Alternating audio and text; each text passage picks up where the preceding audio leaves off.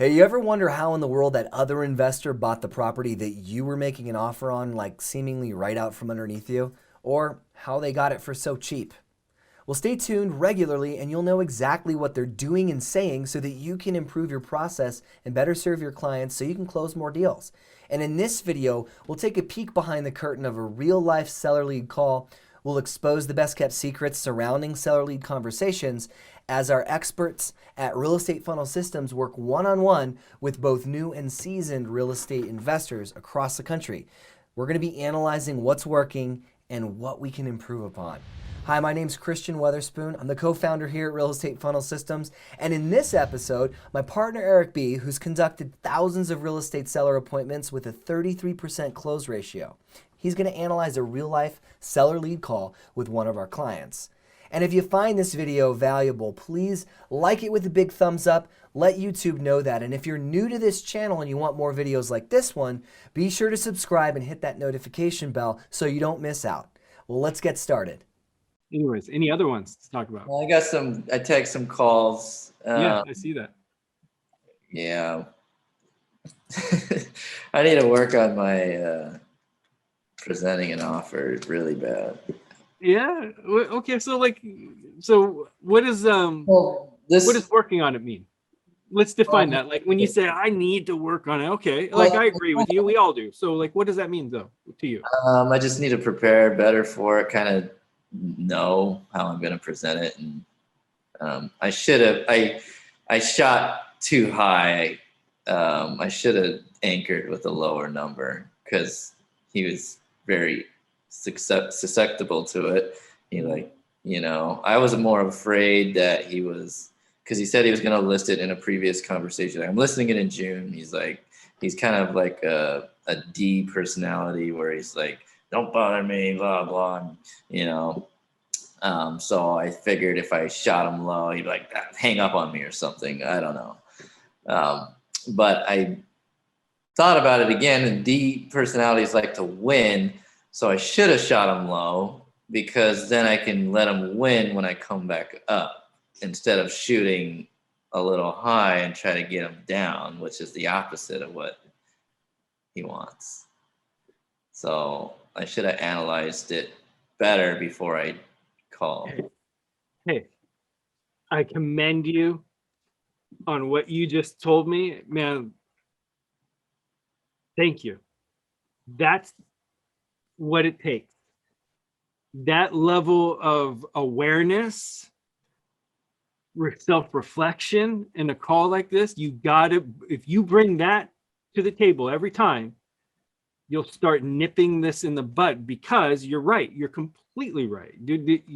On that type of personality, you want to go low because you want them to win. And they're the type of people that are a straight shooter.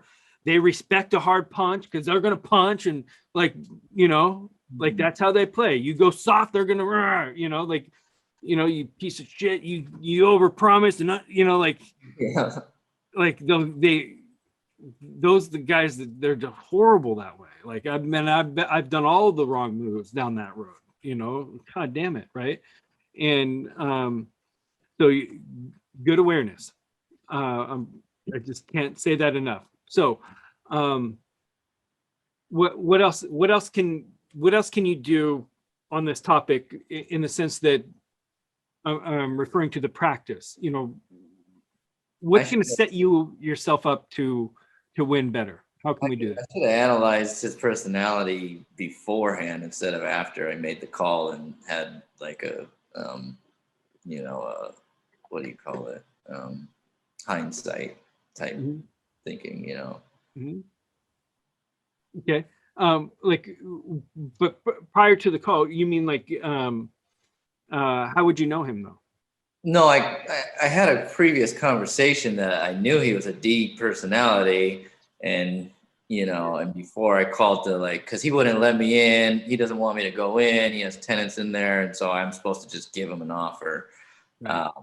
And so I kind of gave him a range, but I did the high range because there are there really isn't anything to prove it to be the lower range. You know, there's a outdated split level just right around the corner that sold for 422 on the market, and his is an outdated split level, and he said it was all outdated. It has a new roof, windows been replaced. So 422 it is.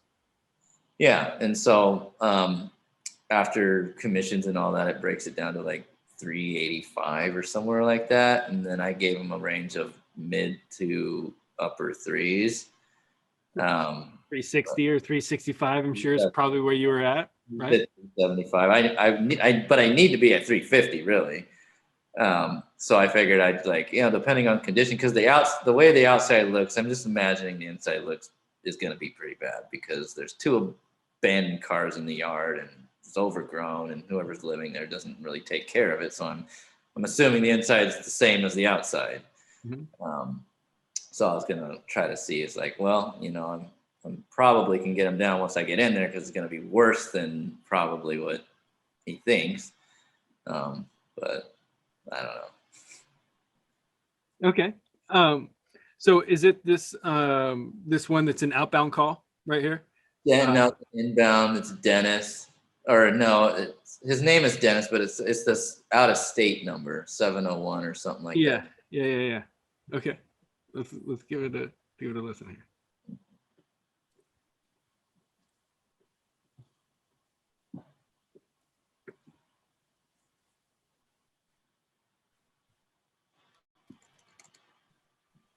Hello, this is Nick.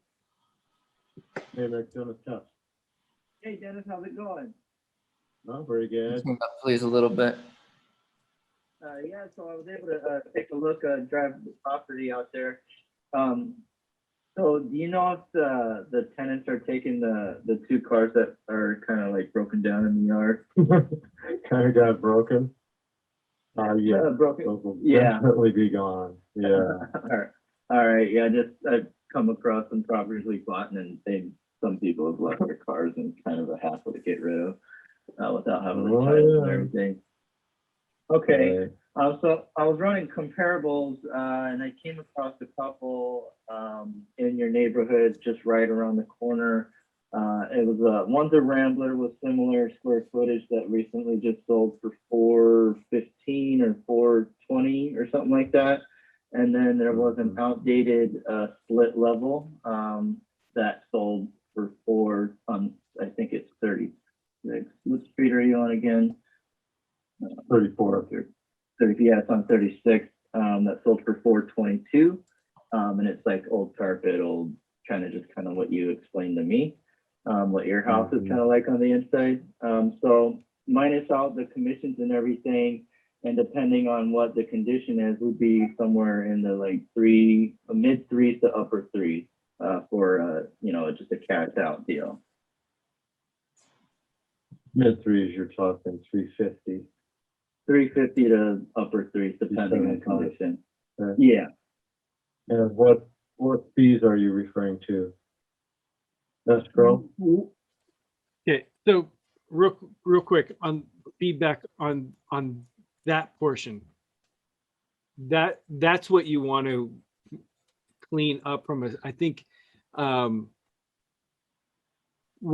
what you were trying to do is like, hey, these are the retail value. These are here's the range of what properties are going for. Here's a comp. Here's a comp. So we're seeing a range of properties from here to here. Okay. And then I usually try to get him to does that make sense to you, sir? Is that a surprise to you? How's that sound? Right? Does that sound about right to you? Okay. Right. So that's the range that we're looking at. So based on that, if your house were to sell on the open market for that, you would end up netting X. After the fees, after everything, the commission and the fee, the general closing costs, everything else, right? Per my net sheet, you would net roughly this. Okay. Now you've price anchored him on the net of after, you get this offer, you net to boom, there's the price anchor. Okay. And you get clarity on with him. So that's like a real boom. That's a number. Now, what I can offer you, I try to get my offer as close to what you would net in a retail setting as I possibly can, right? And in this spot, per the condition and everything else, I could got my offer to this, right? So there's a little bit of a delta between retail value and what I can offer you cash. Okay. Mhm. But it's not that bad. Do you see what I did there? Mhm. Okay. That's what I want to turn that front bit needs to be like that. It needs to be walking him through retail. You net this bit on this. Are we clear on the net? Okay. So now we're going net to net, right? And being slower and more methodical through that. You don't need to, that's not the time to be fast. Be like elementary, Okay. you know? And what I just did, you can script it based off of what I just said right here, or, but I like this is where the net sheet pitch really needs to belong is, on our pitch sheet, like, hey, so the way we work with our clients is these 3 ways. Okay. Because that's what that is like, so a cash offer would be about this. If you were to fix it up and then sell it, would be about, you would net this. And if you were to list it on the traditional market, you would net this, right? So my job, my goal is to help you identify which one of those 3 options is the best. So I'm covering it, bam, bam, bam, bam, but I'm leaving it open. Okay. Okay. That's because now I can only imagine he's going to kind of like, he's going to get after it. We don't charge any, as far as real estate commissions, we don't charge any commissions or anything like that. So what fees are you mentioning? I'm not clear on that. I meant fees. You're if you were- including, No, if you were to list you're- it, you'd have to pay real estate commission fees. That's kind of what Okay. I meant. all right, Yeah. so you're saying you're backing out the real estate fees for a cash offer. Right. Okay. And what else might you want to know to be able to firm an offer up a little closer than that? I just would like to, I can write you up an offer. And then, I'd have to get in there though. Okay. We should be able to arrange that if you need to. And I'm seeing a pretty wide spread there between almost $50,000. Well, it'd be 300s mid to high 300s. So I'm looking at, is there anything that we could do to get that so that at least I would be aware of what that number would be, and certainly willing to let you take a look inside. Yeah, we can write it up at 375. Okay. Pending still review. Yes. Okay. Inspection. Yep. Okay. Your inspection or a real estate inspector? My inspection. Okay. Very good. Would you Well- would you feel more comfortable if I got a real estate inspector in there to give me a report? I pretty well know where the house is. Just the Okay. fact that I'm in construction. So I know what they would say. Of course, I'm not a professional, I'm just a contractor. But yeah, I'm not looking at any. Do you see what happened there? What? So re-listen to this. Very good. Would you? Well- Very good. Well, he was about to say next steps. Yeah. Very good. Well, And I cut him off. then Do you feel more comfortable if I got a real estate? whoa. More what? What do you mean? Like, stop the tape. That's what happened right there. You like that was he was like, and you interrupted him with then like a problem, right? Would you feel more comfortable? It's not about him feeling comfortable. It's about you feeling comfortable because you're the buyer. It's not about his needs. It's about like at this point, you need to have the posture and be like, all right, well, my process is, yeah, I just need to walk through the house, verify the condition to make sure it matches my offer. And if it does, great, we close. If it doesn't, then we talk about the delta. What I've discovered at the property condition wise that would change my offer price. I'm still always interested in buying your property. It's just I've got to get that my price has to match or reflect the condition, right? And so that's why I'm going there to verify. So if it's off, we'll talk about it. And if you're willing to adjust a number and you're okay with that, we'll move forward. If not, then we can say no and that's it. Yeah, that's the confidence in the process that I do. Mhm. And you can say yes here, you can say no there, no big deal. But it's this is what it is, right? Inspector in there to give me a report. No, I'm not. If you were to say this is, $50,000 worth of fix, I would say not a fix. So if you have your own inspector do it, I would be, certainly review it in my own, in my own way. But that's fine. It would be fine. One thing I probably didn't mention is that the upstairs is all hardwood floors. Oh, okay. When you mentioned ratty carpet in the other split entry, we went ahead and had a puppy pee all over the place. So we picked that up about 8 years ago and said, we don't want the rug anymore. So that part is new upstairs, relatively new, I should say. Downstairs, yeah, there's some stained carpets. So you're in the right ballpark there. Okay.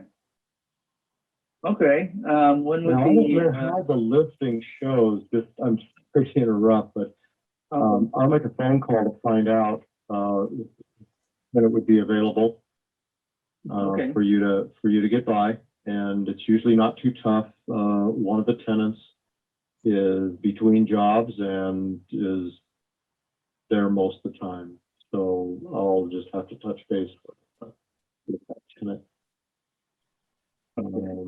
As far as the real estate or what you're looking at as comparables, I'm not sure how the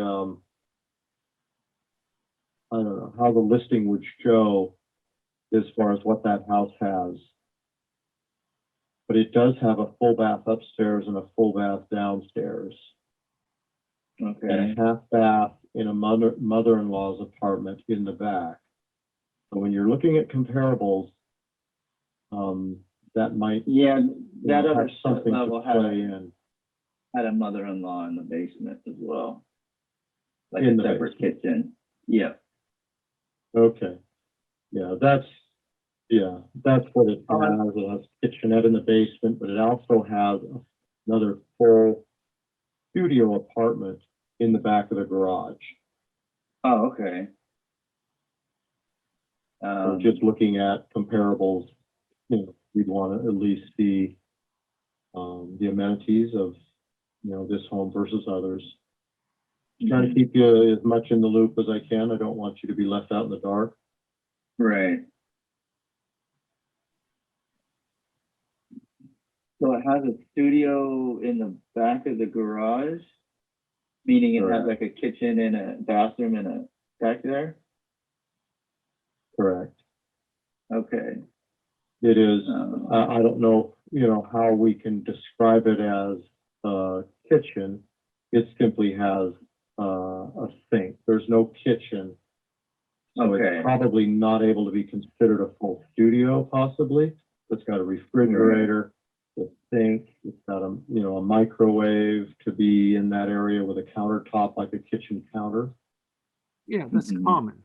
So that was, you know, being rented as a studio Right. for somebody that doesn't like to cook. So it's in the garage, or is it part of the back of the garage where the garage it can still be used, and then that's a separate, like a little studio thing, or is it like part of the Totally garage? separate. Totally It- separate. But the garage itself, 2-car garage, and then behind Mhm. it was my workshop at one point. Okay. You know, big workshop, and so I just turned it into a studio. So it's probably 16 by 12. Yeah. Okay. like that. Well, the garage is fully 20 feet wide, so probably 20 by 12. Okay. Well, I mean, it's good to have that as far as the rental is concerned. I'm not sure if, because we're gonna probably fix it and sell it to a single family. I'm not sure what Mhm. we'll have to take a look at it to kind of see what we'll transform that into. Yeah, that's been income for us for a lot of years while we were still living there. So Okay. we'll add. Yeah. Yeah, well, let me check something on my end and I'll get back to you when that's timing. Are you thinking of a timing or are you pretty much variable? Pretty variable. I mean, the sooner we can get in, the better. Okay. Oh, see what we can do right away for this week. Okay, sounds good. Cool. Thanks, Mike. Okay, thanks, Dennis. Talk to you soon. You're welcome. Bye. Okay, bye-bye.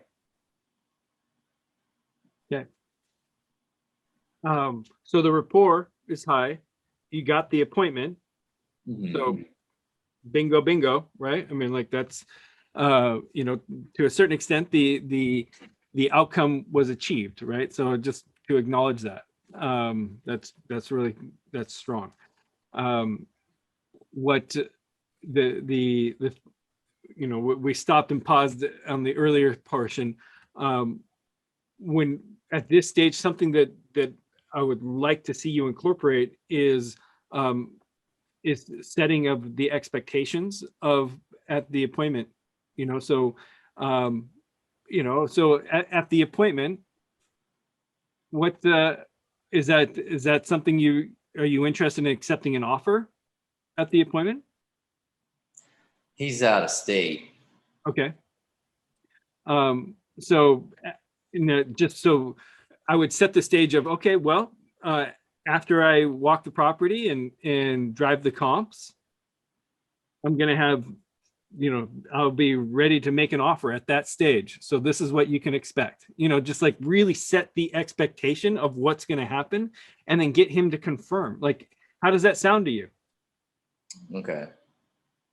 So after this, I'll have an offer together. I'll send you over an offer packet that will have a net sheet. So you'll have clarity on the direction, right? And a purchase and sale agreement. So if you like what you see, if you like the offer, you can sign it and we'll open escrow right then. Okay. Or if you want to make an adjustment to the offer, then I'm here to discuss that with you. How does that sound? And then he's going to say, yeah, okay, well, you know, I don't know that I'm going to sign the offer right now. You get him to dance. You get him to either say, yep, that sounds great. Or you get him to say no or something, but then whatever he says is fine. If there's something more to discuss, okay, so what is it? You know, is there something else that you need to figure out? You know, you keep digging, right? If there's something else, perfect. There must be something else that's holding you back. Or it's a yes. And if it's a yes, boom, perfect. Appointment set, expectation set. I'm going to go do my job. He's going to love it because I'm going to send him an offer packet with the comps, with the net sheet, with my offer. And like nobody does that at this level, right? And sell it. Like, hey, nobody's, you know, just at the end of my appointment, this is what I do. My clients love this. This is whether you work with me or not, this is a great thing. Okay. So would you like that, sir? Oh yeah, that sounds great. You're building the value with whether he works with you or not. Right. Okay. So it's about him, me providing you value. You're going to like that value. Yeah, that's great. Okay. So whether we work together or not, you're going to be in a better place. Yeah. Well, that's cool. Right. Mm-hmm. Okay. So, and if you like what you see, if we can come to terms, then it's easy. You can sign the contract and we move forward. If not, we can discuss some other options that would make more sense for you, right? And discover, see if there's a different way that we can work a deal. Right? There's no resist. Yeah, okay. Well, I guess we can do that. Sure. Right?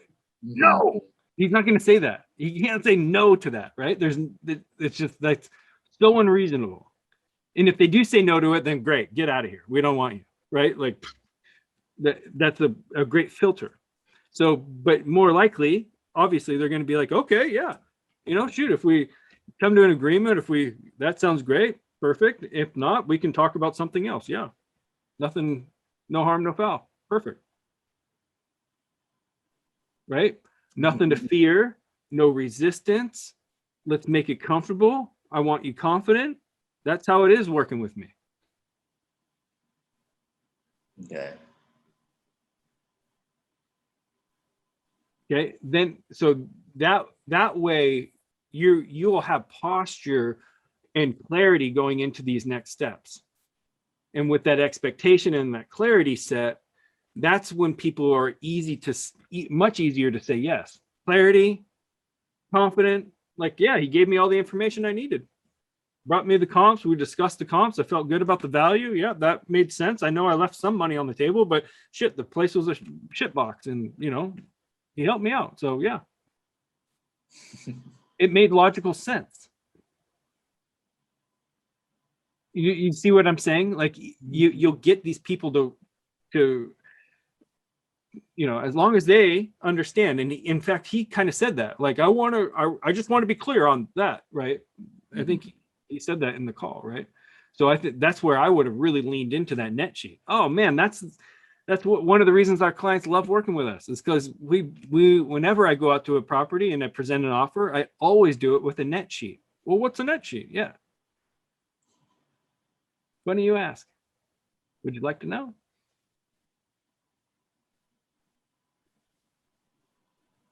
Okay. Okay. That's that volley that you want to create, that net sheet. That's your silver bullet. I mean, man, don't underutilize that. Okay. So did you what's your takeaway? What's your biggest takeaway? Setting the expectations of the next steps and confirming with him that it makes sense and that he's on board with everything. That he'd like it. Would What's you like that? that? That he would like it. Would you like that? Would you? That sounds good, right? You'd like that, right? I always want people to say, yeah, I'd like that. I like that. I want you to like it. You know what I mean? Like that's it's like a trick. Are you sure you'd like that? Yeah, no, that sounds good. I'd like that. Figured you'd like that. My clients like it when, would you like that? How would you like it? Just that, like, I'm any which way that I can. I want to make sure that you're comfortable and you like this process. Does this sound good? Okay. So, being mindful of that to extract it. And when he says yes, and you have all that permission, all the doors are open. Yeah. All the doors are open. And, as far as the condition, oh, he's a contractor. Like I'm going to nitpick this. You said $30,000 a repair. Don't get into that with him. No, I know. Do not do that. That's where you'll lose somebody like him. You might even agree on a price, but you guys will argue over a repair budget enough where you get like the deal goes away. Yeah. And it's crazy. And it's, they're being the idiot, right? In a lot of these scenarios, but it's a easy trap to fall into. So, with the repairs that we see, we can offer you this. Well, how much are you budgeting for repair? Well, like I'll get into it, but I'm not going to go deep into it. Okay. Our costs are this. This is what we have to budget. Yep. Wow, you're overpaying for all that. Well, sounds like you got a great discount, right? Could we hire you if we hired you at this to do this scope of work? Would you do it for less? Well, I wouldn't do all that. Okay, well then, no problem. If I'm buying the house, this is what I'm doing because I have to hit this exit, right? Like, if this is my strategy, right? It's about reverse engineering. Okay, if you want to do it yourself, more than happy to. You know what I mean? Mm-hmm. Like, as soon as somebody's like starts saying like, then I'm like, go. There's a reason why you're not doing it. Okay, so don't tell me how to do it at this point. Right. So that's just what to look out for with that personality. Okay. So did you want to listen to this other call? Yeah. Hey, I hope you found this video helpful, and even more important than just one video is to continue to stay plugged in and practice these success habits. So don't forget to like this video, subscribe to our channel, and hit the notification bell so you don't miss anything we post.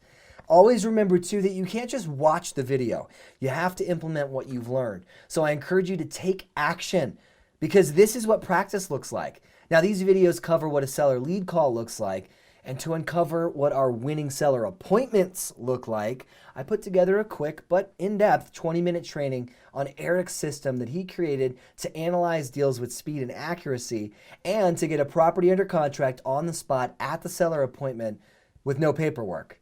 Simply just click the link in the description of this video that says the ultimate seller appointment. And when you register with your name and email, we'll also share the top performing smile and dial seller lead scripts. And those are what our clients and we use to qualify and close leads with ease over the phone in today's market. And this free 20-minute training will cover essentially the system that Erik created to bring our business into the digital age. And I'll share exactly what and how to do that so that you can model it as well. Simply click the Ultimate Seller Appointment link down in the description to register and also take advantage of those winning smile and dial seller lead scripts and make every seller appointment the ultimate seller appointment. We'll see you in the training and we'll see you in the next video too.